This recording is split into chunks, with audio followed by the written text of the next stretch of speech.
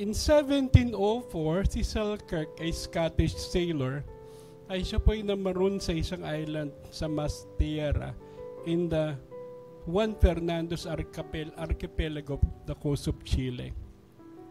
He was there for many years and he couldn't swim the vast ocean para makatakas dun sa pagkaka-exile sa kanya dun sa island na yun. Sapagkat napakalawak Hindi niya kayang languyin para makatawid sa karagatan. Hindi rin niya kayang gumawa ng raft para siya ay makapag-sail over the ocean sapagkat una walang materyales, pangalawa napakalakas ng alon tsaka ng hangin. So he was there for a long time hoping somehow that someone would be able to rescue him.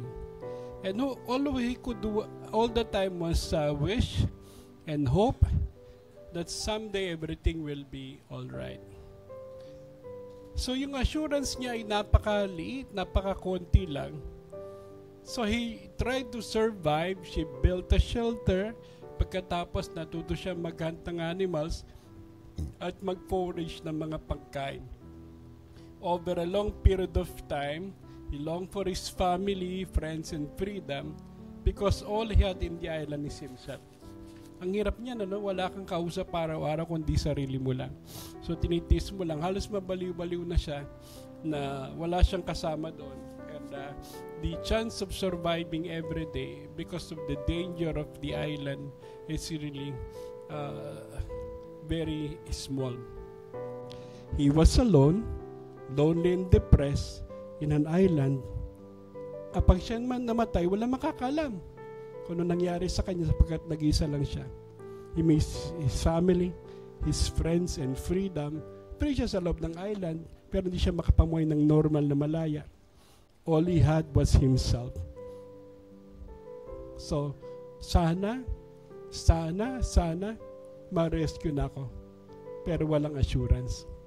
Until on February 2, 1709, he was finally rescued by an English privateering ship na ang pangalan ay The Duke. It was commanded by Woodes Rogers. The captain brought him back to England and he became an instant celebrity. Kasi imagine mo, 4 years nakasurvive sa island mag-isa. Kaya pagdating doon, celebrity talaga, sikat siya. Pero it's all because of this great assurance na somebody was able to rescue him. And then sabi ni Woodes Rogers, total naman magaling ka sa survival, ginagawa kitang second mate ng aking barko.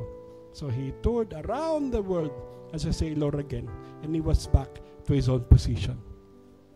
Mga kapatid, minsan ang feeling natin stranded tayo, lost tayo, abandoned, lonely and hopeless. But I want you to know that God doesn't forget. Ano man ang nangyari, ano man ang ginawa mo, ano man ang kapalpakan sa buhay mo, hindi ka nakalimutan ng Lord. Mahal ka pa rin ng Panginoon. At pinatunayan niya ng sinagawa niya doon sa krus, it is finished. Tapos na ang lahat ng mga bagay, and that's the great assurance that you were never forgotten by God. He will come to rescue and save you and give you great rewards. Salvation is guaranteed. Palakpakan po natin ang Panginoon. Hallelujah! Don't miss out.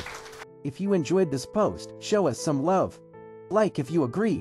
Comment your thoughts below. We'd love to hear from you. Share this with your friends and spread the good vibes. Follow our page for more updates, tips, and inspiration every day.